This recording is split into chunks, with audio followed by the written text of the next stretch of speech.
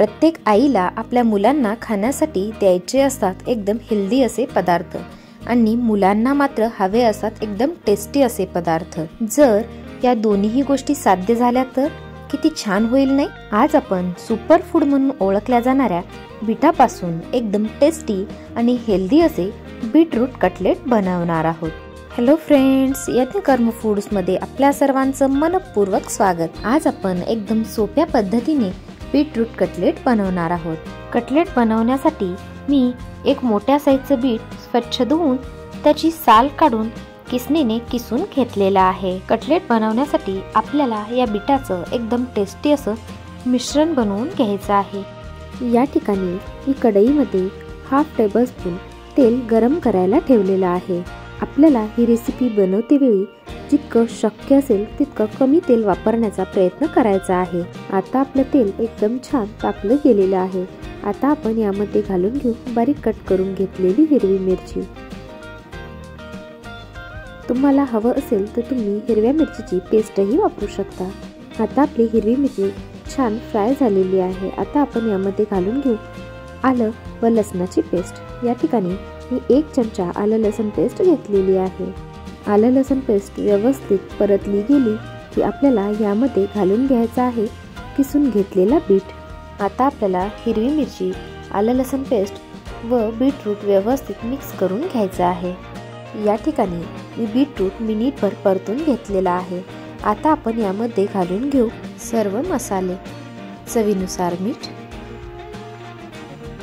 Half teaspoon धनेपूड, half teaspoon गरम मसाला, half teaspoon जिरेपूड, 1/4 teaspoon chaat masala. आता आपल्याला हे सर्व व्यवस्थित मिक्स करून घ्यायचं आहे। आता आपल्याला बीटाला त्याचा कच्चेपणा मोडेल तोपर्यंत शिजवून घ्यायचं आहे। बीट किसून घेतलेलं असल्यामुळे अगदी 5 मिनिटात ते व्यवस्थित शिजलं जातं। आता आपलं बीट एकदम छान शिजलं गेलेलं आहे। अगदी 5 मिनिटामध्ये ते शिजलेलं आहे। आता आपण यामध्ये ॲड करून घेऊ लिंबाचा रस। या ठिकाणी मी लिंबाची एक छोटी फोड घेतलेली आहे। तुम्ही लिंबाच्या रसाच्या ऐवजी थोडंसं आमचूर पावडरही घालून घेऊ शकता। आता आपण यामध्ये घालून घेऊ मॅश करून घेतलेला बटाटा। या ठिकाणी मी एक मीडियम साईजचा बटाटा उकडून मॅश करून घेतलेला आहे व बारीक चिरून घेतलेली कोथिंबीर। आता आपण हे सर्व व्यवस्थित मिक्स करून घेऊ। आपल्याला बीटाच्या मिश्रणाच्या अर्धाच बटाटा घालून घ्यायचा आहे। आपल्याला खूप जास्तही बटाटा घालून घ्यायचा नाही। या ठिकाणी आपलं बीटरूट कटलेटचं मिश्रण बनून तयार आहे। आपल्याला बटाटा घातल्यानंतर खूप जास्त शिजवून घ्यायची गरज नाही। बटाटा व्यवस्थित मिक्स झाला की आपल्याला गॅस बंद करून टाकायचा आहे। या ठिकाणी मी आपले मिश्रण थंड होण्यासाठी एका बाउलमध्ये काढून घेतलेलं आहे। आता आपले मिश्रण छान थंड झालेलं आहे। आता आपण याची कटलेट्स बनवून घेऊ। या ठिकाणी मी कटलेटच्या मिश्रणामध्ये ब्रेड क्रम्स किंवा कॉर्नफ्लोअर असं काहीही मिक्स करून घेतलेलं नाही।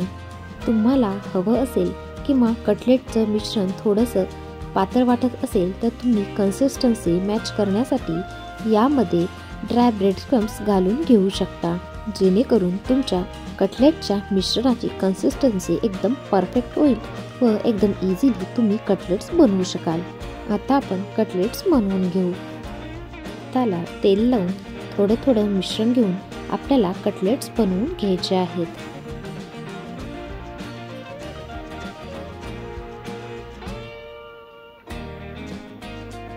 या ठिकाणी मी एक कटलेट बनवून घेतलेला आहे। कटलेटच्या मिश्रणाची कन्सिस्टन्सी एकदम परफेक्ट झालेली आहे। आता आपण अशाच प्रकारे सर्व कटलेट्स बनवून घेऊ। या ठिकाणी माझे सर्व कटलेट्स बनवून तयार झालेले आहेत। आता आपण हे सर्व कटलेट्स ब्रेड क्रम्समध्ये कोट करून घेऊ, जेणेकरून आपले कटलेट वरच्या साईडने एकदम क्रंची व आतल्या साईडने एकदम सॉफ्ट बनतील। आपल्याला सर्व कटलेट दोन्ही साईडने ब्रेड क्रम्समध्ये व्यवस्थित कोट करून घ्यायचे आहेत व अशा प्रकारे आपल्याला त्यावरचे एक्स्ट्राचे ब्रेड क्रम्स काढून टाकायचे आहेत। या ठिकाणी आपले सर्व कटलेट्स ब्रेड क्रम्समध्ये दोन्ही साईडने व्यवस्थित कोट करून झालेले आहेत। आता आपण हे शॉलो फ्राय करून घेऊ। आपले कटलेट शॉलो फ्राय करून घेण्यासाठी या ठिकाणी मी गॅसवरती एक पॅन ठेवून त्यामध्ये तेल गरम करायला ठेवलेलं आहे। आता आपलं तेल गरम झालेलं आहे। आता आपण यामध्ये कटलेट्स ठेवून घेऊ। कटलेट ठेवून घेण्यापूर्वी आपल्याला तेल खूप जास्तही कडकडीत गरम करून घ्यायचं नाही।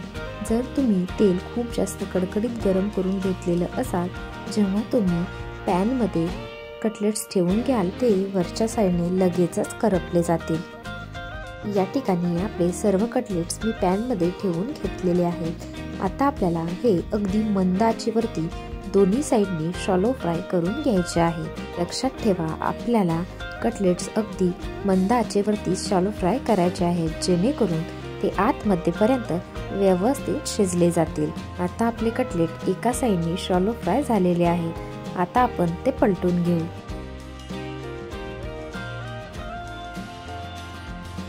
आपल्याला अशाच प्रकारे सर्व कटलेट पलटून घ्यायचे आहेत। आता आपले कटलेट दोन्ही साईडने व्यवस्थित शॅलो फ्राय झालेले आहेत। आता आपण हे एका प्लेटमध्ये काढून घेऊ। या ठिकाणी आपले एकदम परफेक्ट असे बीटरूट कटलेट बनून तयार झालेले आहेत। तुम्ही हे कटलेट सॉस मेयोनीज सोबत खाऊ शकता। तुम्हाला ही सुपर टेस्टी आणि सुपर हेल्दी रेसिपी कशी वाटली हे कमेंटमध्ये नक्की कळवा। आणि जर तुम्हाला ही रेसिपी आवडली असेल तर चॅनलला लाईक करा, शेअर करा आणि सबस्क्राईब करा। धन्यवाद। पुन्हा भेटू अशाच नवनवीन रेसिपी सोबत। तोपर्यंत मस्त खा आणि स्वस्थ रहा।